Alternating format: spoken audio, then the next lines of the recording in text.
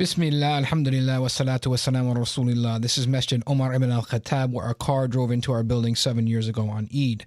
This is the current status now, 7 years later, after by the will of Allah we were able to purchase the building before it was almost taken from us.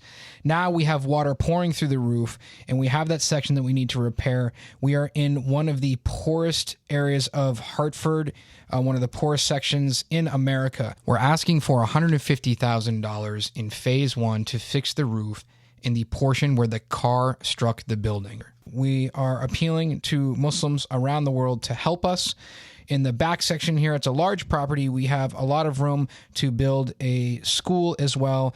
So please, brothers and sisters, bi'idhnillah, make this easy for us and help us to fix this masjid and serve a community that is so in need of Islam.